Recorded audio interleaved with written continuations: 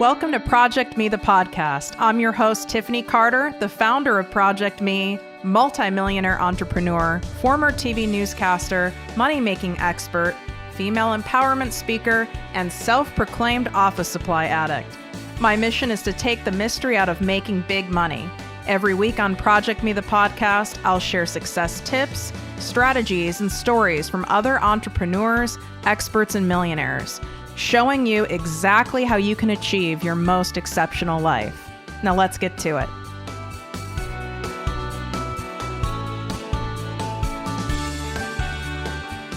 Welcome to ProjectME with Tiffany Carter, the podcast and posse.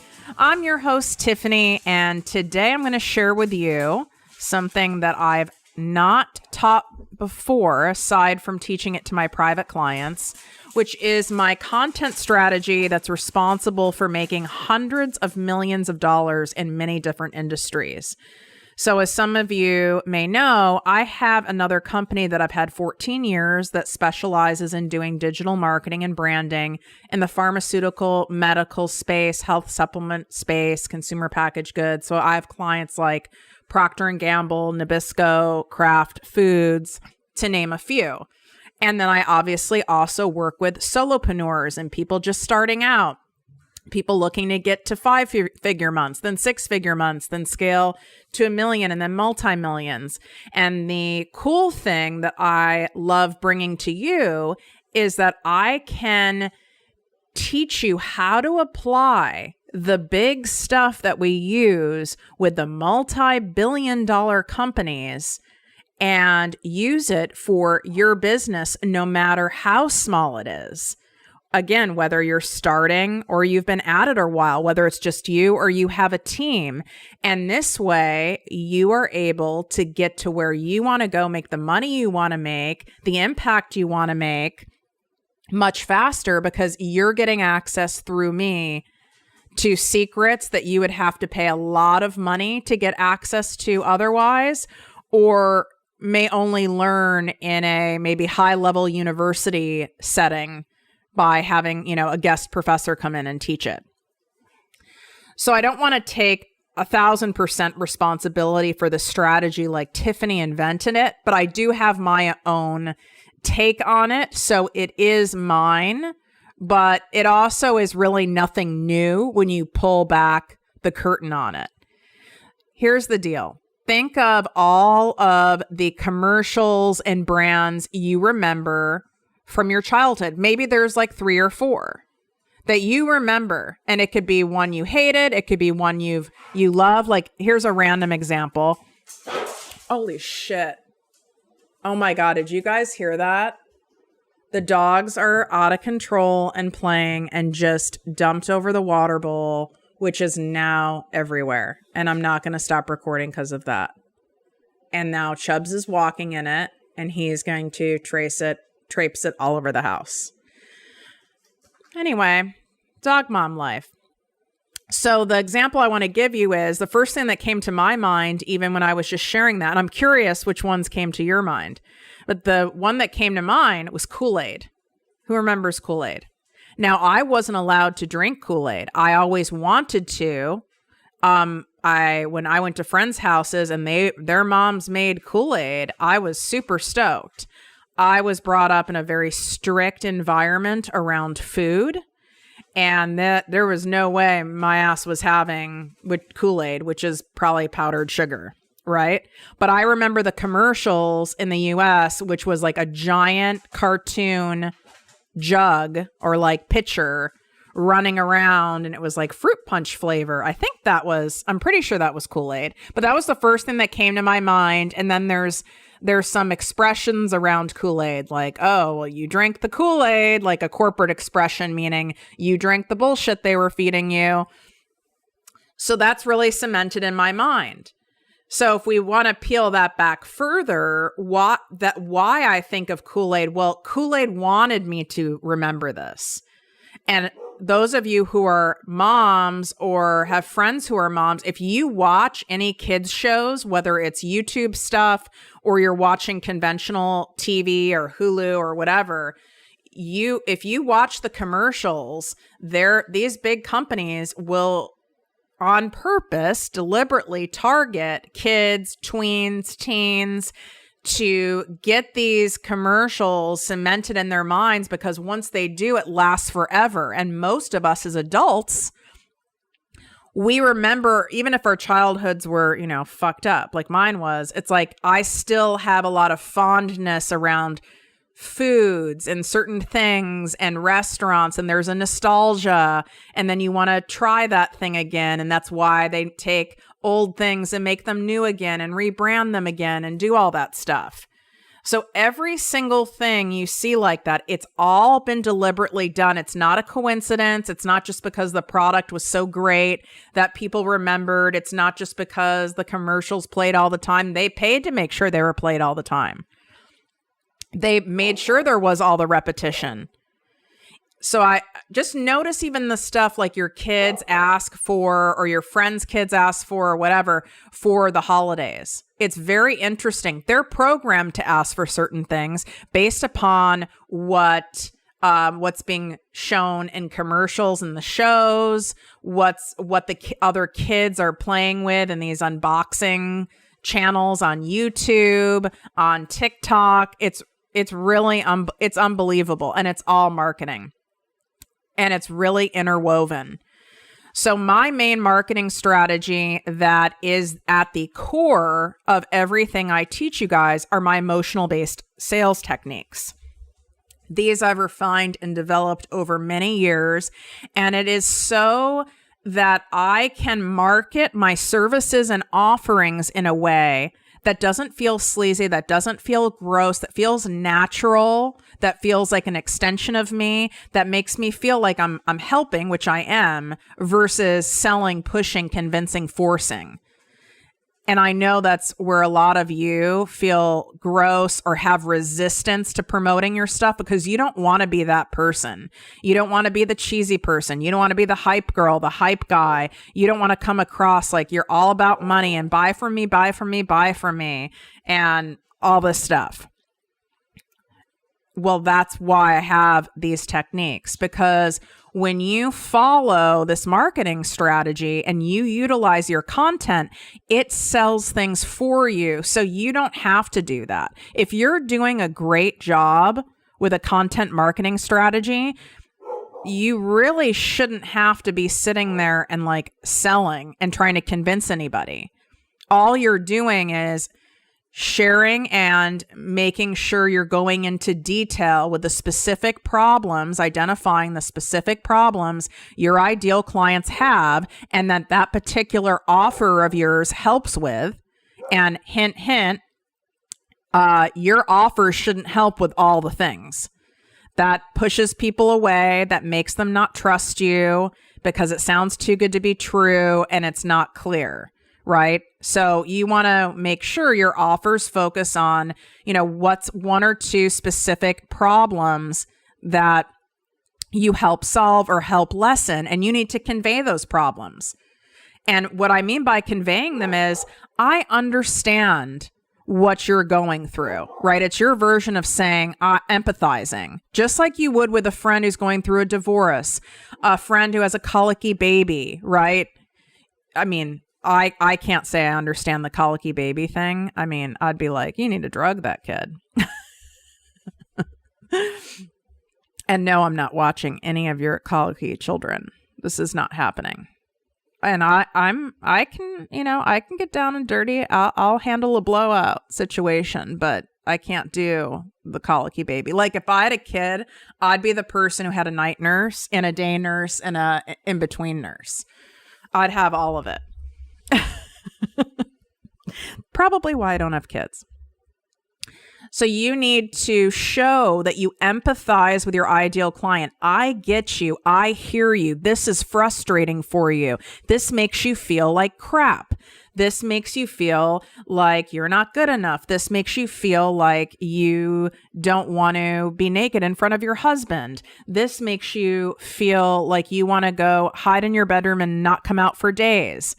And get as detailed as possible of empathizing and putting yourself in their shoes on how that feels with their particular set of problems. And then you transition into going into why you came up with a solution and not go on and on about it, making it about yourself. But this is such an issue with people. And I had, I had the issue myself, or my sister had the issue myself. I saw how many women or how many men were struggling with this. And I was determined to find a way. And this is the root of the problem. And I have put together in a program, or I've put together in a course, or I've put together in a book, or I've put together in a service offering of some sort, a way to be able to help you blank. And then you go into their core desires. Then you go into the transformation they're hoping for. The things that they go, God, if only I could feel blank, if only this could happen. And I don't mean over-promising. I don't want you doing that. I hate that. You don't need to do that. You know how a lot of you guys who are in like the health space, or in a space where maybe you sell network marketing products where there's these transformations, and you're like, oh my God, who's going to buy from me? Because Susie Lou, who sells this skincare, and she sells these before and afters, and she has all these great ones, these people with acne and wrinkles, and the after they look amazing, or someone sells, one of my, shout out to my pudding whores, by the way. Not one of you damn pudding whores has sent me a purple spoon, and I need to understand why. And if you guys are like, what in the hell is she talking about with the pudding whores? That is my loving name. I don't want to say the company because they're not paying me to shout them out, but there's a particular network marketing company that I coach a lot of their people, and it's a pudding. I don't know. I've been sent the pudding. I won't take the pudding, because if I hate the pudding, then I'm going to have a problem. Me even having such an epiphany. That's not the right word. Epiphany. I don't know what the right word is. Anyway, having such a love for my pudding, it'll ruin the whole thing. But they have their whole marketing is this damn spoon. And then they came out with, for like Black Friday, a purple spoon. I can't believe not one of you have sent me this damn spoon. It's really unbelievable. But they make this spoon really hard to get. It's really fascinating with me. Anyway, so when you are explaining to them in this transformation world, the reason why you don't want to overpromise, it works on low-hanging fruit people. It works in the what's that, home shopping club type person at 2 a.m. It works on drunk Tiffany after she came home with her Nacho Bel Grande after the club. Okay. That's who it worked on. I would never have been a repeat customer. I would have bought it once. It would have arrived. That was like Amazon before Amazon. I'd order shit off a late night infomercial.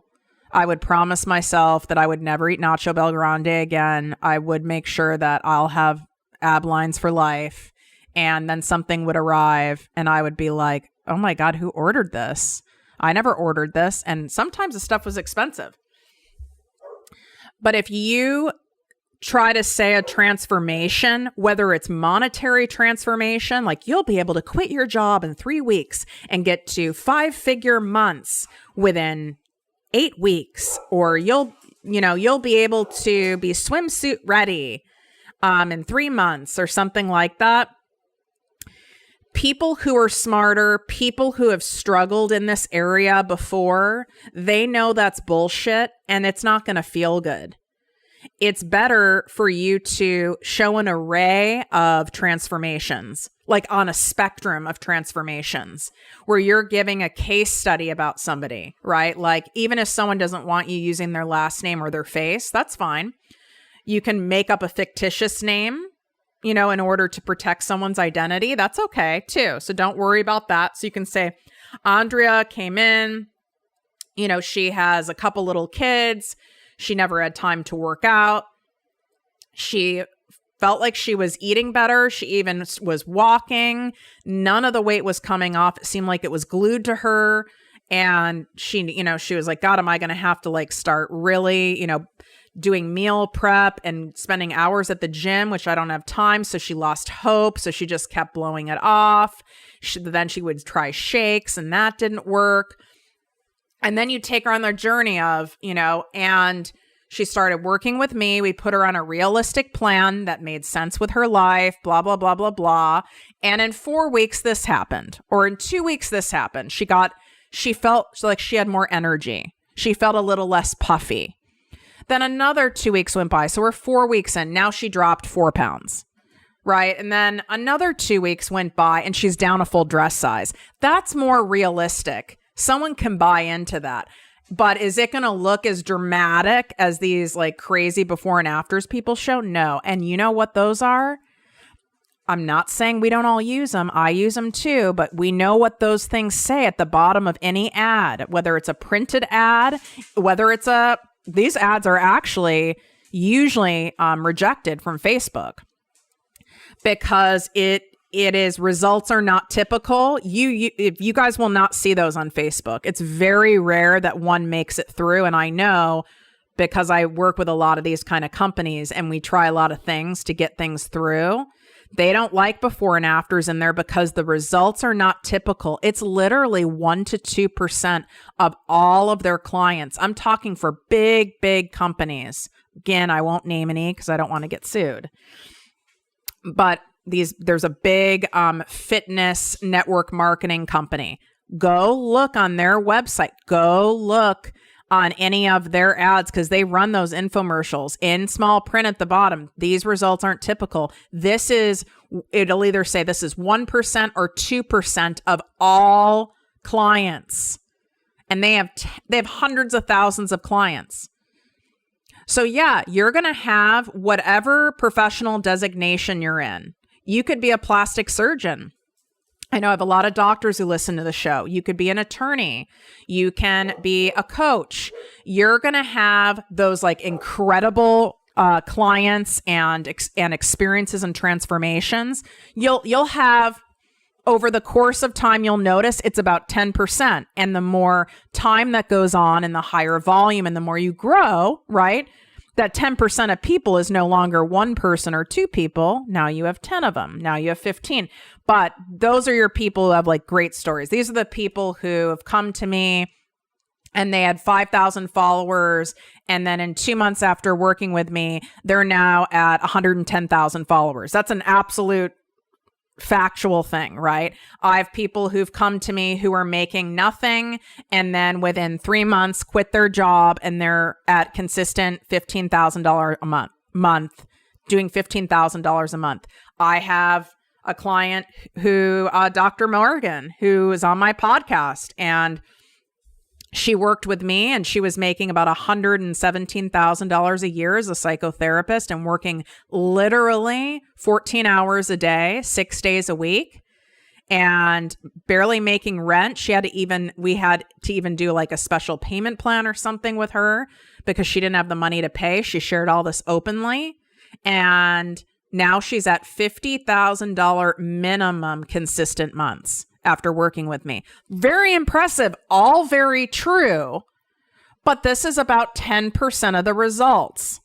And this is what all marketers, really, anyone who's marketing, they showcase those. I want you to showcase those too. That's great. But I also want you to showcase the other transformations, which I do all the time. I even have people on the podcast, right? Where they might have not made their investment yet. I even share testimonials where they say like, after my working with Tiffany and her blah, blah, blah program, like I didn't yet make my investment back, but I have every single tool possible where I know I can and I know I will, right? That's very realistic. That breeds a lot of trust with your people. So I just want to make sure you guys hear me on that. I mean, if you look at even plastic surgery, any of you who've had any plastic surgery, which I've had some, they have books, right? In these plastic surgeon offices. And a lot of times they have online galleries where you can see their before and afters. They're not going to put some janky ass job in a before and after. Okay. They're going to put stuff that's very transformative looking. They're not going to put someone who has other grotesque kind of issues going on that's not going to look attractive, and nor would I advise them to. But the plastic surgeons that I've worked with and consulted on, I always say, I want you to have those ones that are a wow, but I also want you to have the ones where the changes are subtle, but it's a clear improvement. Because your ideal client would be thrilled to pay you even for a 10% improvement. I promise you. Wouldn't you be excited if you were making 10% more per month from working with me? I mean, you wouldn't be mad at it. Or if you lost 10% of your fat in your body, or if you were 10% closer to whatever goal. I mean, that's a pretty significant, powerful number. So part of my emotional-based sales techniques is you need to paint the story back of your ideal client, right? Paint their story back to them through your content, which will show them you understand where they're at, how much they're struggling, what it feels like to be in their life, and how they want their life to look and why it's so important.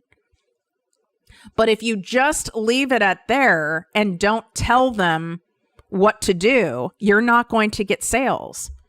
You then have to say something to empower them to take action, right? You staying where you're at, knowing what you know, and knowing I have this program, knowing there is someone here that can help you, knowing that there's this product, whatever, and not doing anything with it, you're going to stay stuck at it.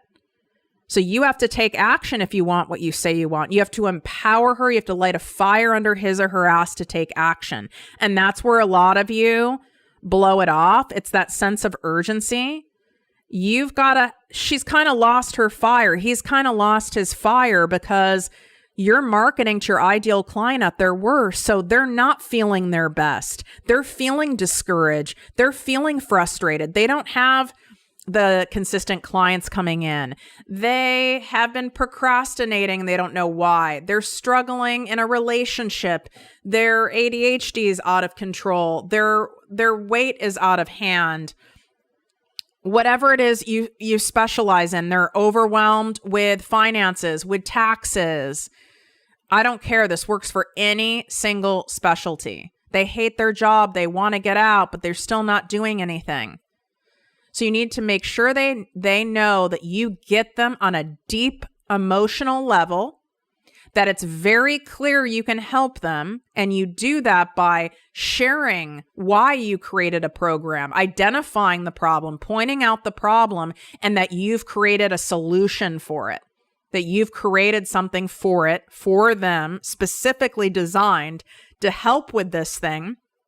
And by showing your client testimonials and case studies of people that you've helped, whether it's for people you've helped for free in the beginning and people who have paid you. Both are kosher because it's a testament to your work. So don't be saying, well, I don't have any clients yet. Or, I don't have that many testimonials. Well, you're going to have to go ask for them. And no, I don't want you to do some beta testing bullshit to get clients. You don't need to do that. You don't need to do that to get testimonials. You don't. You can use your own story as a testimonial. That is the most powerful testimonial you have. If what you're teaching and what you're helping people with, you've struggled with, you've had a hardship with, you can use that. You can talk about maybe why you're doing what you're doing is because of something with your child. You can talk about that. It could be because of a sister. It could have been something that happened in your childhood that has prompted you to do this. These are fantastic testimonials to use. So I need you guys to feel comfortable getting emphatic with that urgency. So when you watch commercials, notice, right? They make it kids commercials geared to kids, commercials geared to adults. They make it like really enticing to go get that burger. They make it really enticing to go get those chocolates Because if you get those chocolates and you bring them to someone's house for Christmas, everyone's going to break off a piece of the chocolate and then have a cocoa and sing carols and all the warm and fuzzies. Because they're putting you in the feelings of how you want to feel. Now you associate that brand of chocolates with how you want to feel. So start looking at, most of us like record stuff, right? So we don't have to watch commercials. But I want you deliberately watching some commercials and look for the feelings in it. What feelings are they trying to evoke? The ones that are doing a good job. Now, sadly, you could have an amazing commercial. You could have amazing content. You can have an incredible product. But if you don't have a way of having your brand stand out and get discovered, whether it's a personal brand, whether you're the brand or your product's the brand or your firm is the brand, whatever it is, your brokerage is the brand. If you do not have a strategy to stand out from the masses, it's not going to happen. No matter how good your deliverables are, no matter how great of an expert you are, how educated you are, how credentialed you are, no matter how great your invention is, we need to know that it exists, right? So you hear of things like press, right? This is why, big companies or even startup companies who have a lot of funding, they invest in getting a publicist. This is why book publishing houses do book tours, right? Because if we don't know that so-and-so is coming out with a book, even if it's Brene Brown, she's coming to my mind, right? Because she did a press tour and they did a big press tour, a big podcast tour of her book. And then people started posting on it on social media. They were incentivized to do it. There were giveaways. And then people started talking about the books. And the other day when I was in this cute little local bookstore here, I love bookstores. Please, dear God, don't take away bookstores. Don't you guys love bookstores? I don't know. They're so calming to me. And then I buy all these books and I don't read them. Anyone else do that? Before I finish up this really important part of this marketing strategy that's responsible for making hundreds of millions of dollars, I want to remind you that it's Donation December. For every 5-star written podcast review of the show, I'll be donating $20 to my prime charity, Children of the Night, to help rescue children, teens, and women from sex trafficking, where they are then put in a safe house. They get the medical attention, the mental attention, clothes, everything that they need, and the rehabilitation so we can help them get back into society and have a sense of self and actually have a shot at having some kind of a fulfilling life even after all of that. I'm going to match that $20 and donate a 20 on top of it. So for every single one of you who goes and leaves a 5-star Apple Podcast written review of the show, you're donating $40 total to Children of the Night. All you need to do is go leave the review in Apple Podcasts. If you don't know how to do that, you can Google it. The steps will come up. It's very simple. And leave your name or Instagram handle in the review so it's easy to cross-reference. Take a screenshot of it would be helpful. DM me on Instagram at ProjectME with Tiffany. Show me the screenshot. This way we can, see that it's you so we don't have to cross-reference. If you forget to do the screenshot, we will go look. It's extra work for us, but we will. And then we will put that towards donating for Children of the Night for the month of December. So don't procrastinate on it because you will forget.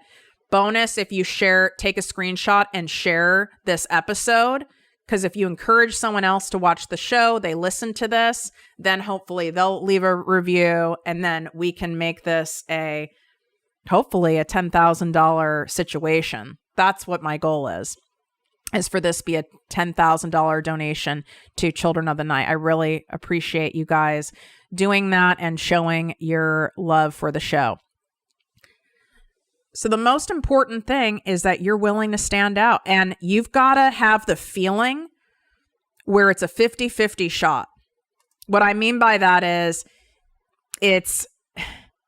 it's like, bottom line is you have nothing to lose right now. If you're not making as much money as you want, your income is flat, your engagement sucks, you might as well go for a 50-50 shot. And when I say that, I mean, if you believe there's a 50-50 chance of it working, or so it could either, this is either going to be a big win or a big fail, then you know you're on to something.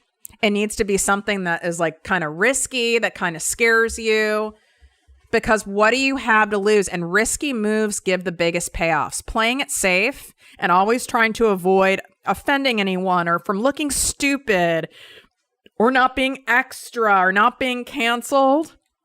It's gonna keep you in Broke Town, USA. It's gonna keep you where you're at. You're not gonna have the growth. You want to have a big payoff, you got to make risky moves. So I want you to take a look at, what can I do? What's an outlandish, fun idea that makes sense for my brand, that makes sense with my personality, that I can start infusing in my content, where I can make my content look different, where I can evoke an emotion? Are there certain props you can use? Is there a color change? Do you need to do a rebrand? Are there certain guests you can have come in? Do you need to start an Instagram live series that you do a special series for 2 weeks on a certain topic? Is it that you simply need to stop censoring yourself and speak your truth and share your story with zero fucks? And that's your risky move. That's the risky move I took when I stopped being newscaster Tiffany, and I was like, this is boring. This is not fun. This is not working.